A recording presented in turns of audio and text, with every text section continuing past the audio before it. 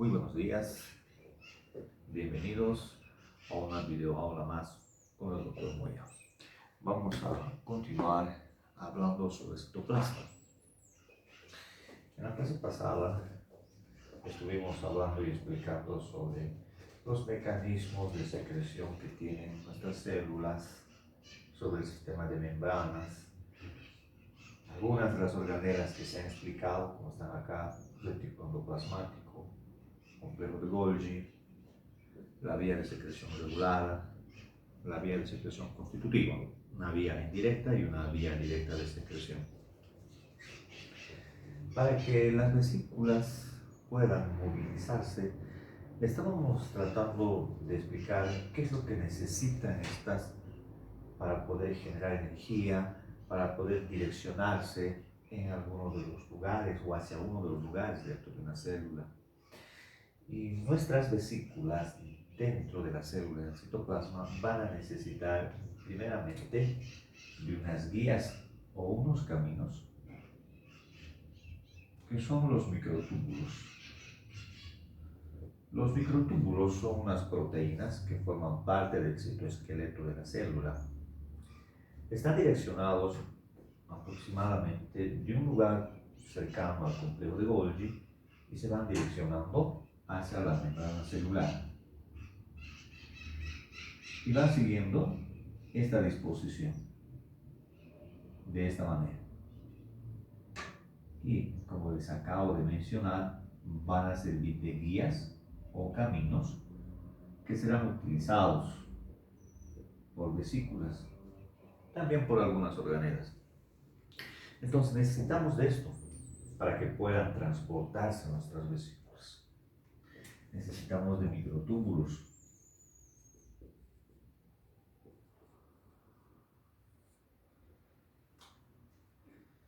Siguiendo a un microtúbulo, tendrá que ir a alguna vesícula.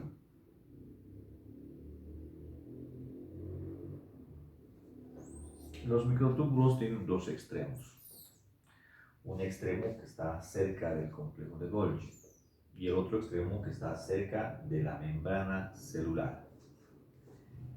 El extremo de los microtúbulos que está próximo al complejo de Golgi es considerado como el extremo negativo y el otro extremo es el positivo. Justamente en el extremo negativo es donde se han organizado estas proteínas, estos microtúbulos, y por eso se llama a esta región abreviada LMTOC, que significa el centro de organización de microtúbulos. A partir de ahí los microtúbulos se irán direccionando y las vesículas sobre ellos, guiándose. Después nuestras vesículas también van a necesitar de proteínas de motor. Están vesículas. Por otro lado necesitamos las proteínas de motor.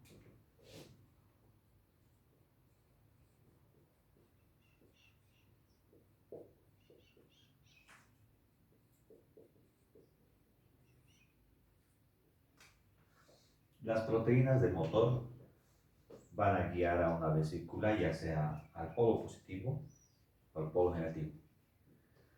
Y se llaman proteínas de motor porque deben generar energía para poder ayudar a transportar la vesícula ya sea en una o en otra dirección, dependiendo a cuál de los polos quieren ir las vesículas. Si fuese hacia el polo positivo, la proteína de motor es la cinesina.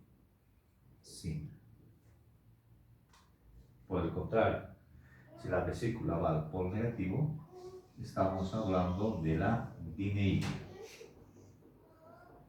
Entonces tenemos los dos polos, las dos vesículas que pueden direccionarse. Por último, tenemos las llamadas proteínas de cobertura. Proteínas de cobertura. Las proteínas de cobertura también van a colaborar a que las vesículas puedan transportarse de un nivel al otro nivel. ya sea siguiendo un transporte que puede ser anterógrado, podría ser, o por el contrario, un transporte retrógrado. Las proteínas de motor son dos, las más utilizadas. Los cuatómeros, que se abrevian como COP1 y COP2, son los cuatómeros. Pero también se pueden utilizar las clatrinas. Incluso tenemos los retrómeros también. Los retrómeros y las caveolinas. De ahí tenemos todas nuestras proteínas de cobertura. Volvemos a hablar acá de nuestras organelas, de nuestro sistema de túbulos y vesículas, el retículo endoplasmático. Hablamos del retículo endoplasmático rugoso, que es este, que posee sus ribosomas. El último túbulo o la última cisterna, que es esta de acá, recibe el nombre de retículo endoplasmático de transición. Vamos a ir colocando los nombres para ir recordando, ¿no es así? Retículo endoplasmático liso, retículo endoplasmático rugoso, la última cisterna, que va a ser nuestro retículo endoplasmático transicional. Puede ser TER, puede ser RET. Así también ustedes pueden abreviar. Las bibliografías utilizan las dos abreviaciones. Acá está nuestro complejo de Golgi. Lo vamos a mencionar solo como complejo de Golgi, ya no por partes. Complejo de Golgi. Pero sabemos, ¿no?, que tiene una cisterna cis, una cisterna trans. Hay que mencionar los compartimientos adicionales. Tenemos uno aquí y el otro aquí. Este es el BTC o sistema túbulo vesicular. Y este último es la TGN. De ahí tenemos en resumen nuestras organelas, en las cuales o por las cuales las vesículas van a ir secuencialmente hasta tener diferentes destinos, ya sean vía de secreción constitutiva o vía de secreción regular. Y ahora relacionamos con estas proteínas de cobertura. Estas proteínas de cobertura lo que van a formar es una canasta proteica que va a cubrir a la vesícula y la ayuda a transportarse de un lugar a cierto lugar, puede ser de una organela a otra. Una vez que llega a su destino, se va a desensamblar la canasta proteica de alguna de estas y se va ahora a ensamblar otra canasta proteica y va a continuar su trayecto a la vesícula. Los cuatómeros tipo 2 tienen una zona en la cual van a trabajar. Es la siguiente. Desde el retículo endoplasmático de transición hasta el sistema túbulo vesicular. En toda esta región se están utilizando los cuatómeros de tipo 2. Una vez que se llega acá, la vesícula con la canasta proteica es así, va recubriendo la vesícula. Una vez que llega al BTC o ERGIC, que también se llama ERGIC, se va a desensamblar y ahora se va a ensamblar otra vesícula.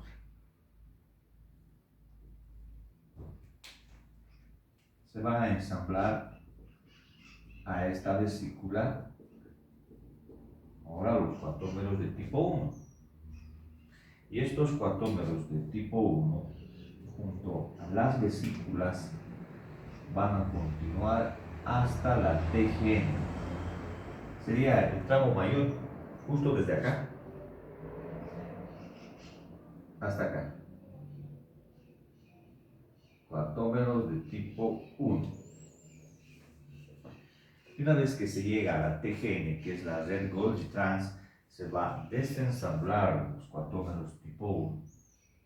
Y ahora entrará en ensamblaje las clatrinas y se va a formar la canasta proteica de clatrinas. Justo en esta región, de aquí hasta aquí, clatrinas.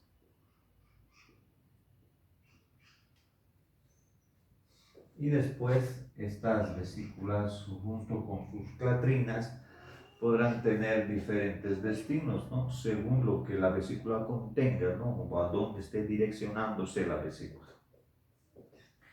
¿Y qué pasa con estos otros retrómeros y caveolinas? También existen.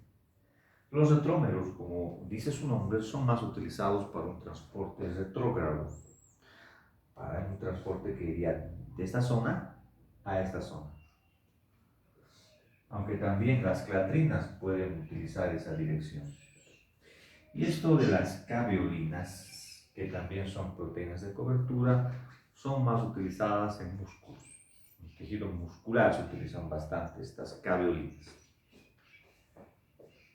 Si repasamos, nuestras vesículas necesitarían de microtúbulos como guías, necesitan proteínas de motor para ir tanto al polo positivo o al negativo, y necesitarían nuestras proteínas de cobertura para poder direccionarse en estas zonas que tenemos acá. Entonces, de esa forma se produce el transporte de vesículas y la secreción de estas vesículas. Vamos a seguir utilizando este esquema para poder seguir explicando fenómenos como la endocitosis y la exocitosis, que lo vamos a hacer ahora. Veremos la endocitosis.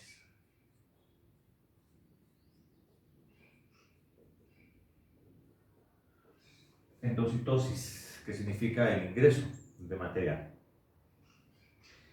En endocitosis, la membrana celular o plasmolema que tenemos acá va a tener que cambiar de forma para poder ingerir algo. Se va a endocitar.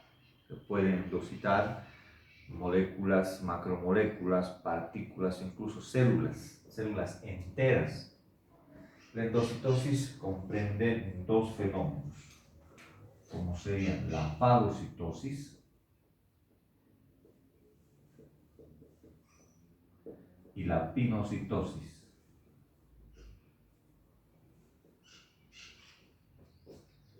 Los dos corresponden a endocitosis. La fagocitosis se refiere a la ingestión de material que tenga un diámetro mayor que en la pinocitosis. El diámetro aproximado de lo que se va a ingerir debe estar aproximadamente entre unos 250 manómetros. Y para la pinocitosis debe ser menos, 250 o más. Para fagocitosis, el promedio para la pinocitosis es 150 manómetros o menos. Recordando que el grosor de una membrana celular, de una membrana plasmática, es aproximadamente 7.5 manómetros. Entonces estamos hablando de macromoléculas, ¿no? Bien grandes. Fagocitosis. Para la fagocitosis veríamos un proceso como este, donde la membrana se va a ir deformando para poder fagocitar. El término ya sería fagocitar. Se puede fagocitar productos, desechos de alguna célula. Se puede fagocitar una célula entera que ya no nos sirva, o se podría fagocitar inclusive un microorganismo, una célula extraña, como una bacteria. Una vez que ingresa el producto, ya lo llamamos como fagosoma. Ese ya es un fagosoma. Y esto de la fagocitosis es una actividad realizada mayormente por células que se denominan fagocitos. Y los fagocitos, pues son varios. Los más conocidos son los macrófagos y los neutrófilos. Para fagocitosis, macrófagos y neutrófilos.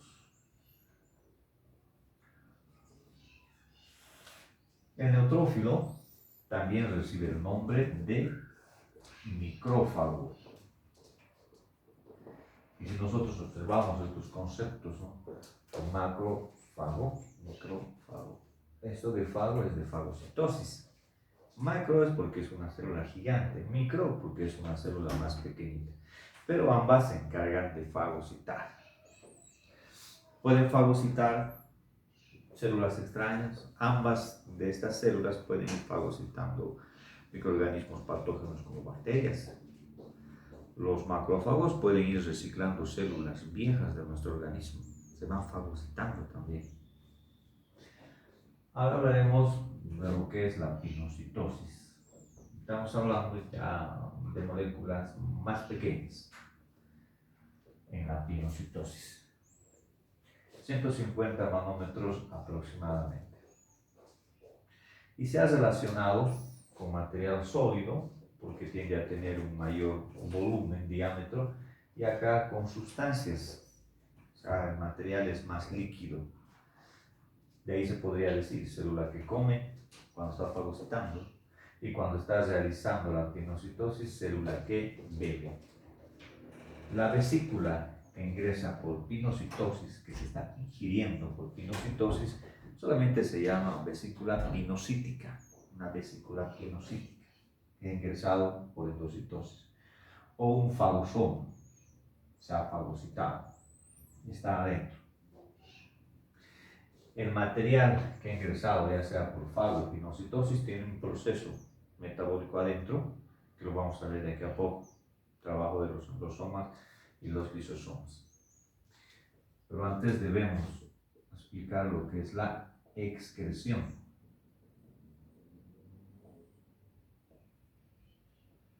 La secreción también.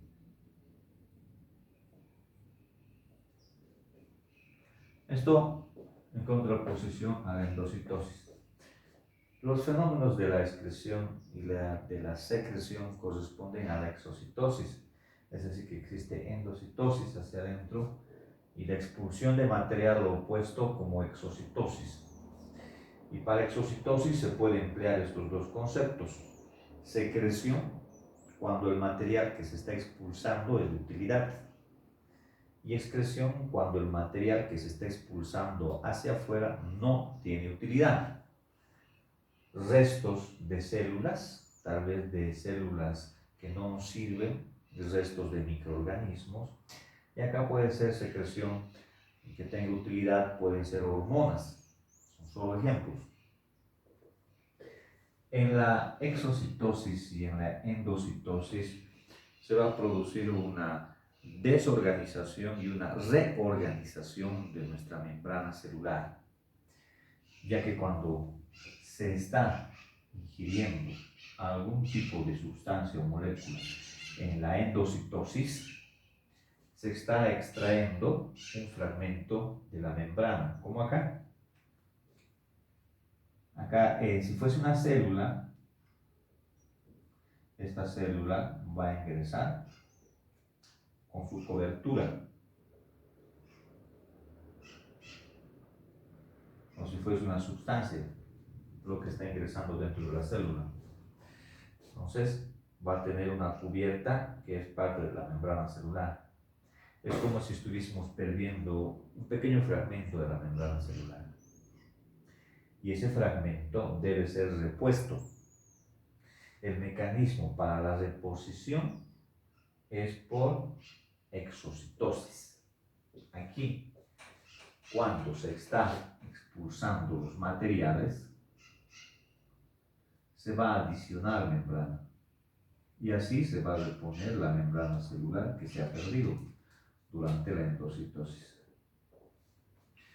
En sí es un desorden que tiene la membrana celular cuando ingresan o cuando salen macromoléculas o sustancias de la propia célula.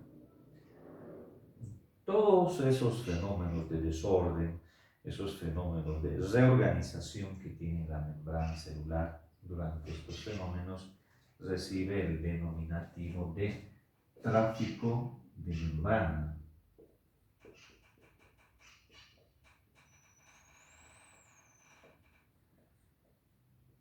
Tráfico de membrana también lo llaman como tránsito de membrana, y así se puede reponer la membrana. Tenemos que hablar de otras organelas como son los lisosomas y los endosomas, como hemos combinado. Seguimos utilizando el gráfico. Es bueno tener unos gráficos, unos esquemas para no estarnos imaginando a estas organelas, para no estarnos imaginando estos fenómenos que son microscópicos, ¿no? Voy a utilizar este lugar acá y voy a revisar lo que serían los lisosomas y lo que serían los endosomas. Bueno, el nombre de las organelas ya lo conocemos, entonces vamos a abordar esa parte. Vamos a ir anotando acá. Vamos hablando primero de los endosomas.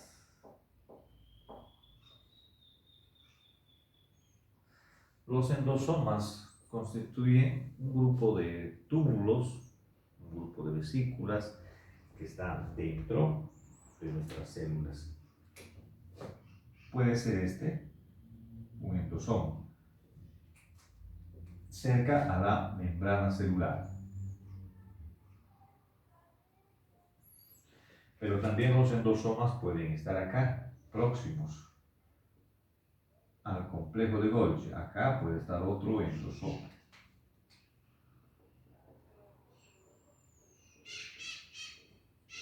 Y los lisosomas, que también nos vamos a explicar, puede estar en cualquier lugar. Acá puede estar un lisosoma.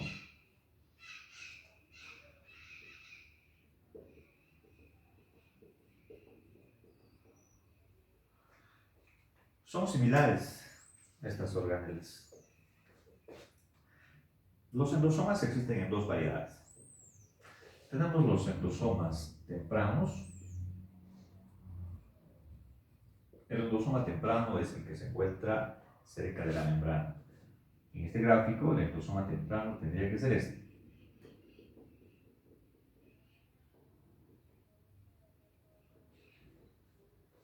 Y los endosomas que están más cercanos al complejo de Golgi son los endosomas tardíos. Y el lisosoma queda solo como lisosoma. Entonces acá tenemos temprano, tenemos endosoma tardío, y acá ya vamos a describir al lisosoma.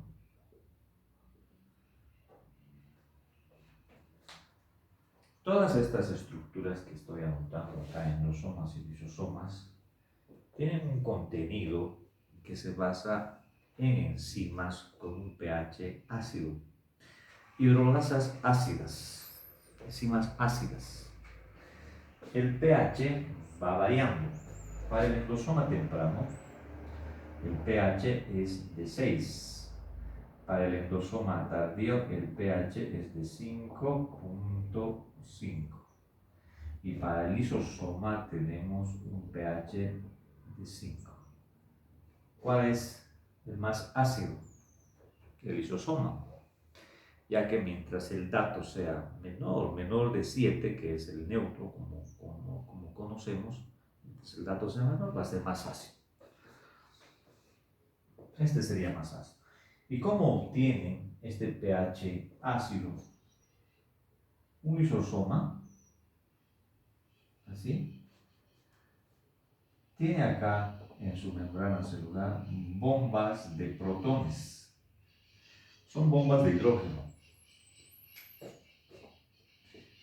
Igual los endosomas. Igual. Y estas bombas de hidrógeno lo que hacen es adicionar hidrógeno al interior del organelo. A mayor cantidad de hidrógeno, el pH desciende más, se hace más ácido. En el lisosoma tendríamos que tener más cantidad de bombas de hidrógeno, por eso su pH es más ácido. Estas organelas también tienen sus bombas de hidrógeno, pero su pH no es tan ácido. ¿Podría considerarse la misma organela o no? De ahí que se tienen teorías sobre estos endosomas y estos lisosomas. Una de esas teorías menciona que estas organelas son diferentes, endosomas y lisosomas son independientes. Unas trabajan por un lado, las otras trabajan por el otro lado. No es la misma, quiero decir. Y hay otra teoría que considera que se trata de la misma organela. Lo único que está haciendo esta organela, hablando del temprano, del endosoma temprano, es adicionar más hidrógeno, volverse más ácido y ahora es un endosoma tardío. Y este endosoma tardío adiciona más cantidad de hidrógeno y ya estaríamos hablando de un lisosoma. Se podría entender por los dos lados, ¿no? Por las dos teorías. Su contenido se basa en hidrolasas ácidas, enzimas ácidas. Son muchas las enzimas ácidas. El más completo de estas organelas es el lisosoma. Se cree que puede llegar a tener unas 40 enzimas, diferentes tipos de enzimas ácidas con función de degradación, como la glucosidasa, proteasa,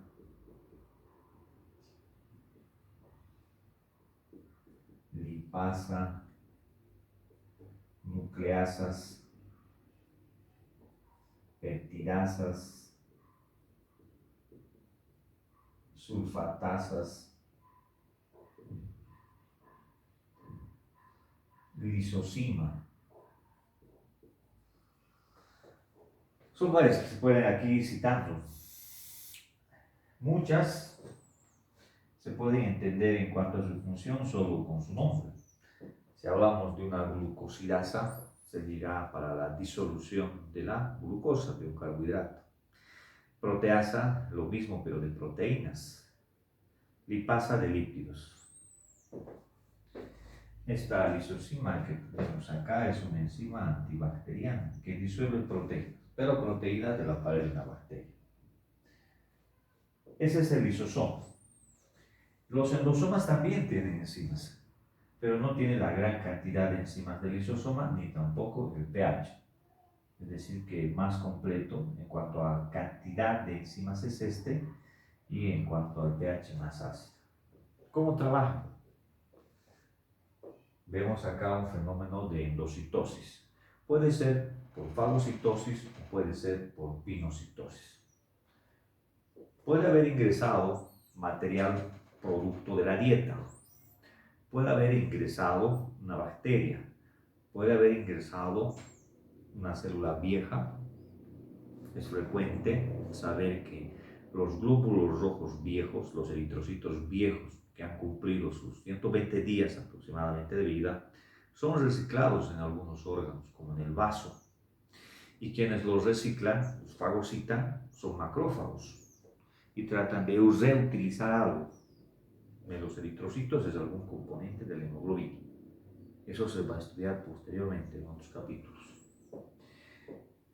Ingresa el producto por endocitosis, ya sea fago o pinocitosis.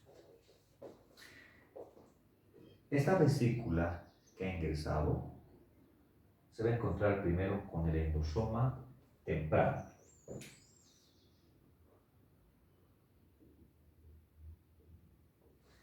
Se va a unir con el endosoma temprano, que tiene un pH ácido. Este endosoma temprano también tiene otro denominativo, también se llama el endosoma de reciclaje. ¿Y por qué se llama endosoma de reciclaje? Se llama así porque una vez que el producto que ha ingresado por endocitosis se ha unido al mismo, se puede extraer de ese el receptor que ha ingresado a partir de la membrana celular. El producto que ha ingresado sigue su trayecto con el endosoma temprano, pero la guía, me refiero al receptor de la membrana celular, vuelve, se recicla el receptor. El receptor va a regresar a la membrana celular. Por eso recibe este nombre. El endosoma temprano puede degradarlo, puede no degradar el producto. Si no logra degradar en su totalidad a este producto, vamos a pasar al endosoma tardío. El endosoma tardío sabemos que tiene un pH aún más ácido que el endosoma temprano. Si el endosoma tardío no logra degradarlo, vamos a pasar al lisosoma. Su pH es más ácido aún y va a terminar el trabajo de la degradación. Los pHs, para recordar, 6, 5.5 y el más ácido, pH de 5. Y se degrada el producto. Se ha comparado a estas organelas como un sistema digestivo de una célula, porque lo que van a hacer es digerir, degradar lo que ha ingresado a la célula. Lo ha comparado con este. Al final, el producto puede ser desechado. Si el producto es desechado, no tiene utilidad, tendrá que ser expulsado hacia afuera por un fenómeno, si no es de utilidad, como sería la excreción, y el producto sale.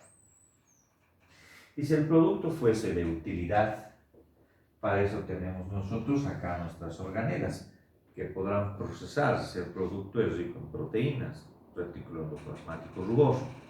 Si el producto es rico en lípidos, tenemos ahí el retículo liso, o carbohidratos, lo básico, ¿no? Complejo de Golgi. Y así funcionaría esto. Mencionando esos tres componentes como son los lípidos, las proteínas y los carbohidratos. De esos tres elementos, el más difícil de ser degradado resulta ser los lípidos. Y en algunas oportunidades no se llega a degradar en su totalidad estos lípidos. Y estos lípidos quedan dentro de este lisosoma. Quedan. Es normal observar esto en algunas células, como en algunas neuronas. Cuando se queda ese producto, ese remanente, lo llamamos así, un remanente producto lipídico, con el paso del tiempo se llega a oxidar y adquiere una coloración. Es un pigmento llamado la lipofucsina.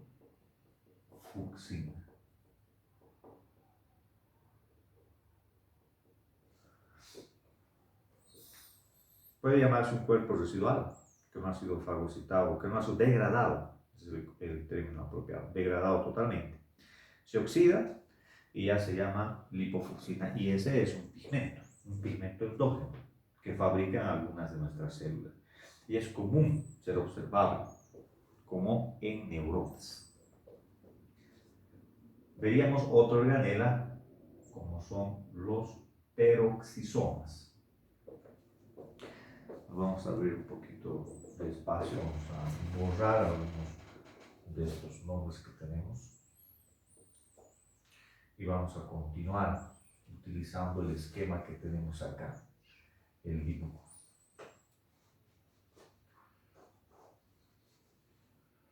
Y acá estudiamos al peroxisoma.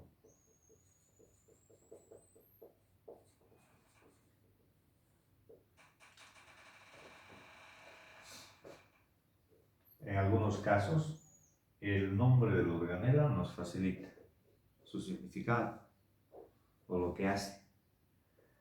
El lisosoma, por ejemplo, viene de lisis, destrucción. Soma, un cuerpo.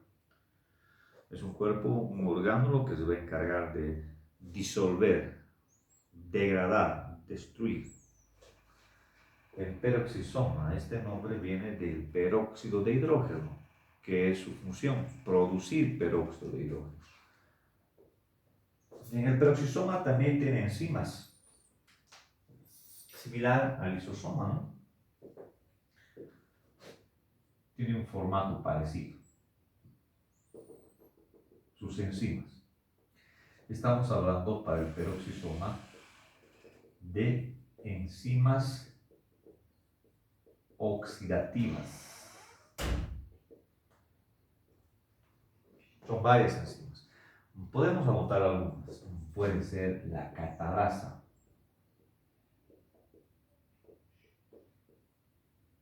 urato oxidasa.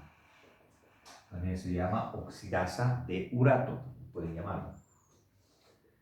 De aminoácido oxidasa. Como ejemplo de otra enzima oxidativa que posee el peroxisoma.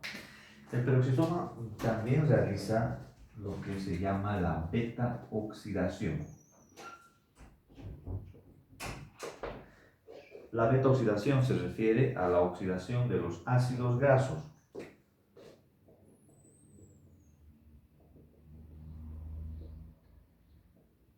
De ácidos grasos. ¿Con qué finalidad? Para producir acetilcoenzima A.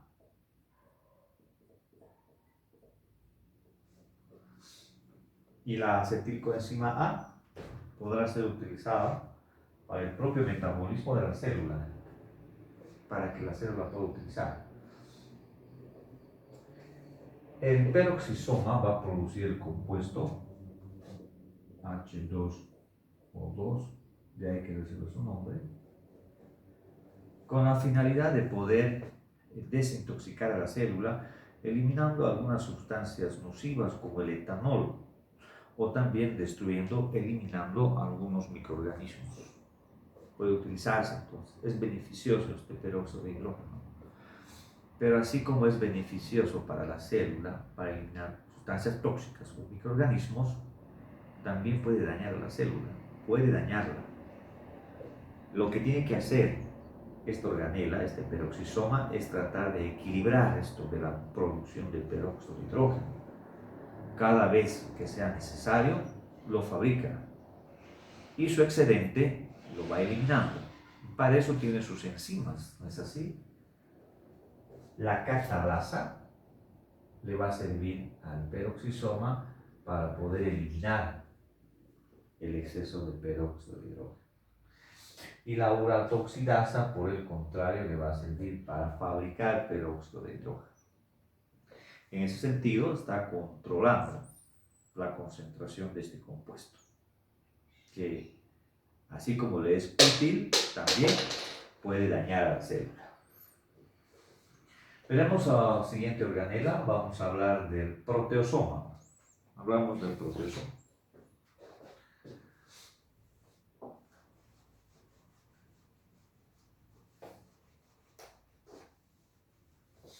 Ya no nos falta mucho para terminar las organelas, ¿no? Peroxisoma, ahora proteosoma. Pueden cambiar la O por la A y es proteasoma. En un libro está como proteosoma, en otro libro como proteasoma, pero se refiere a la misma organela. Esta organela se encarga, este cuerpo proteico, que significaría, se encarga de la proteólisis, la degradación de las proteínas. Esa es su función. Proteólisis, lisis de proteínas, eso es lo que sabe hacer el proteosoma. Las proteínas en un citoplasma celular están en constante flujo, están en constante funcionamiento, metabolizándose. El proteosoma puede degradar una proteína que nos es de utilidad para digerirla, ¿no? O también puede degradar una proteína que no es propia de nuestro organismo, una proteína ajena, ¿no? también la puede degradar. Tanto proteínas conocidas como proteínas extrañas. Pero el proteosoma, esta organela, depende de una cadena o de cadenas polipeptídicas. El polipéptido del cual depende el proteosoma se llama la ubiquitina. Esta ubiquitina lo que hace es seleccionar los blancos para el proteosoma, para que pueda realizar la proteólisis. Si acá tendríamos alguna proteína, puede ser una proteína propia de nosotros, pero mal elaborada, Entonces, hay que disolverla, hay que degradarla. ¿Qué es lo que hace? El proteosoma por sí solo no va a degradarlo. Necesita una señal a cargo de la ubiquitina. Entonces, lo que hace la ubiquitina es cubrir a la proteína extraña, estos polipéptidos. Este proceso de selección de proteínas a ser degradadas por los proteosomas se llama ubiquitinación. Una vez que se ha realizado la ubiquitinación, lo que hace el proteosoma es ir donde está la ubiquitina y realizar su función. Proteólisis. Funciones, pero solo, exclusivamente de proteínas, degradación de proteínas. Laminillas anilladas o anulares, laminillas anulares, laminillas anilladas. Estas son otras organelas. Las laminillas anulares o anilladas se encuentran paralelamente a la membrana nuclear. Esas son las laminillas anilladas. Acá también podríamos tener otras laminillas anilladas. Están formando un sistema, una pila, ¿no?, de cisternas paralelas. No tiene un formato como el complejo de Golgi, donde las pilas tienden a tener una forma cóncava en una superficie, convexa en otra superficie, con sus extremos dilatados. La estructura de estas laminillas anilladas es exactamente igual a la membrana del núcleo, la misma. Laminilla anillada. Si recordamos, en realidad todas estas organelas que están acá tienen la misma membrana que el plasmolema. Solo que la membrana nuclear y la laminilla anillada corresponden a las organelas que tienen doble membrana celular. Hay organelas que tienen una sola membrana celular y hay organelas que tienen doble membrana celular. Las que tienen doble membrana celular serían las laminillas anilladas, el núcleo, que también es una organela, la más grande, y las mitocondrias, que las vamos a ver en un momento más.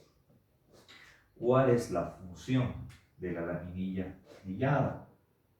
Reposición de membrana nuclear.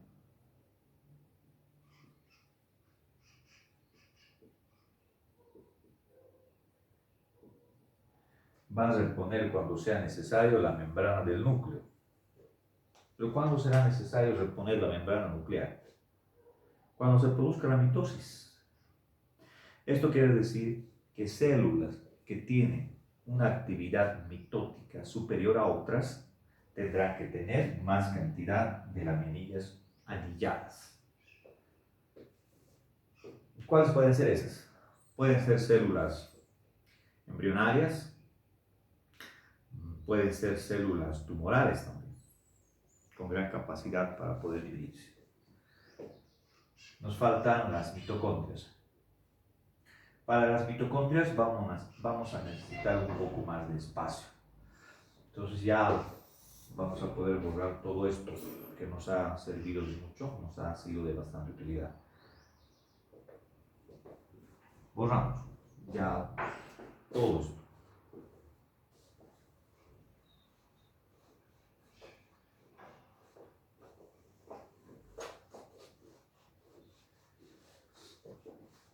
Si están observando el video por celular, cada vez que yo termino de hacer el cuadro, de llenarlo, me hago un poco a un extremo y ahí pueden hacer una captura de pantalla. Así les va a quedar todo el esquema o la cantidad de esquemas que ustedes desean.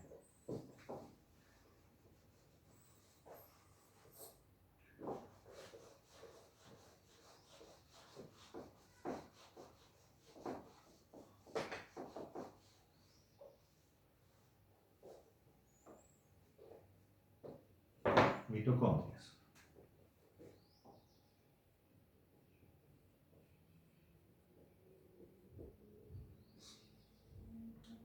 Es la última organela que vamos a revisar.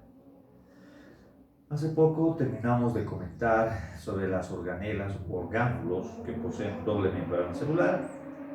Este es uno de ellos. Es una organela polimorfa. Puede tener un formato bastón, un formato filamentoso, un formato que puede ser ovoidal, circular. Vamos a hacer un formato algo ovoidal. Tiene doble membrana celular. Hacemos una sección transversal. Nos vamos a encontrar entonces primeramente con la membrana externa. Esa es la membrana externa. Membrana mitocondrial externa. Esa es la mitad, ¿no? Hemos seccionado transversalmente. Membrana externa.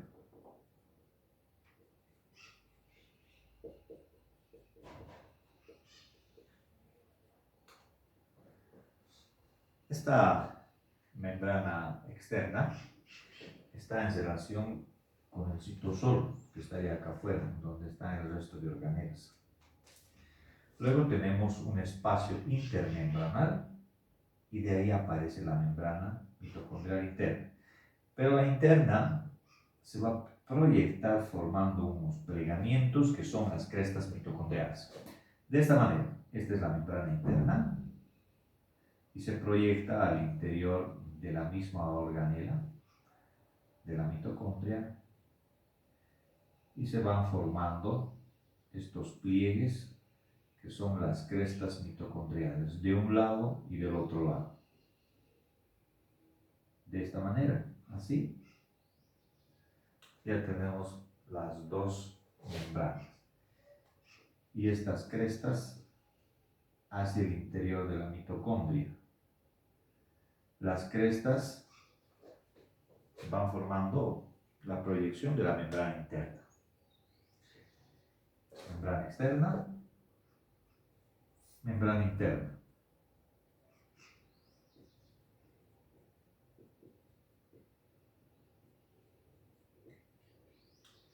Entre ambas, espacio intermembranal.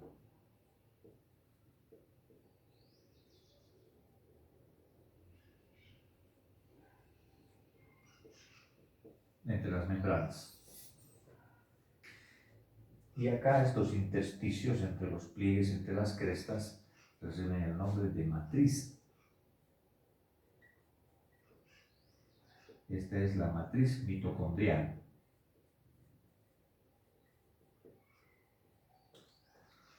Todo este espacio, ¿no? Todo esto que estoy describiendo o pintando de rojo.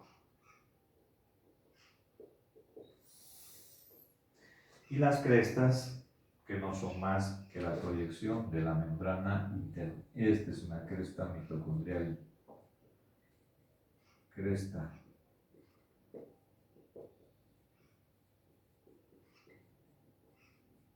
Esas son las partes de nuestra mitocondria. En la membrana externa nos vamos a encontrar un detalle. Con el fosfolípido, ustedes saben que es una doble capa fosfolipídica. Tenemos al fosfolípido llamado cardiolipina. La cardiolipina, este fosfolípido de la membrana externa mitocondrial, difiere al resto de moléculas fosfolipídicas del sistema de membranas. Cuando hemos estudiado membrana plasmática, plasmolema, el fosfolípido, ¿cuántas colas tenía? El extremo no polar. 2 colas, ¿no es así? Y esta cardiolipina tiene 4 colas. 4 colas fosfolipídicas tiene, a diferencia del resto que tiene 2. Cresta mitocondrial. En las crestas mitocondriales tenemos una enzima. La enzima se llama la sintasa de ATP o ATP sintasa. Esta sintasa de ATP lo que hace es formar el ATP. Producción de ATP a partir de ADP y fosfato inorgánico. Esto es fosfato inorgánico. Producto adenosintrifosfato. Una forma de energía que utilizan nuestras células. Y a la mitocondria se la conoce por eso, ¿no? Por producir ATP, generar ATP. ¿Qué es lo que hace la mitocondria? Es realizar lo que se llama la fosforilación oxidativa.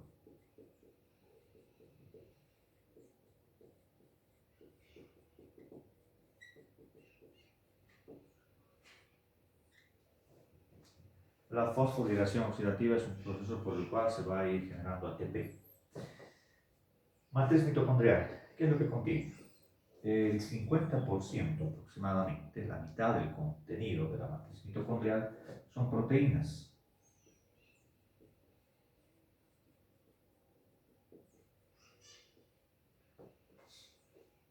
Esas son enzimas. Enzimas que van a participar en este proceso de formación de ATP. Acá dentro de la matriz mitocondrial es donde se va a realizar el ciclo de Krebs, en la membrana interna más, ¿no? Ciclo de Krebs. También contiene ribosomas.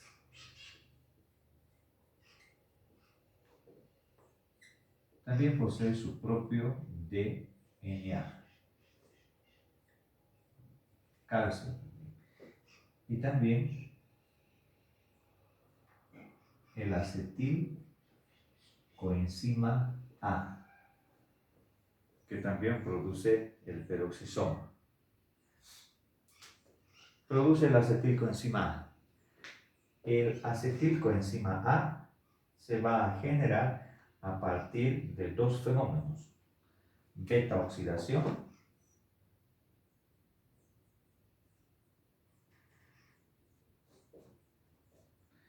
y la degradación de la glucosa, glucólisis. La beta oxidación es la oxidación de los ácidos grasos. No nos olvidemos, estamos hablando de lípidos y de azúcar, de glucosa más. Producto acetilcoenzima A. Y este acetilcoenzima A tendrá que oxidarse ya en el ciclo de Krebs y seguir una secuencia de pasos hasta llegar a formar el ATP como producto final. Las mitocondrias que generan más cantidad de energía son las mitocondrias que tienen mayor número de crestas o crestas más desarrolladas, porque van a tener mayor superficie. Si hay más crestas, hay mayor cantidad de membrana interna, mayor superficie para la síntesis de ATP y mayor cantidad de la enzima sintasa de ATP. Entonces generan más cantidad de energía. Hay muchas células que generan más cantidad de energía que otras, de acuerdo a su función. Recordamos que las organelas realizan la función de las células y según la función tendrás cierto tipo de organela en mayor o en menor cantidad. En el caso de las mitocondrias, y vamos a ir repasando las otras organelas también, células que tienen una cantidad considerable de mitocondrias superior a otras pueden ser células musculares, músculo cardíaco, músculo esquelético, neuronas también, espermatozoides también, y la célula hepática. Y por cierto, cabe destacar que una célula hepática llega a tener aproximadamente unas 2000 mitocondrias.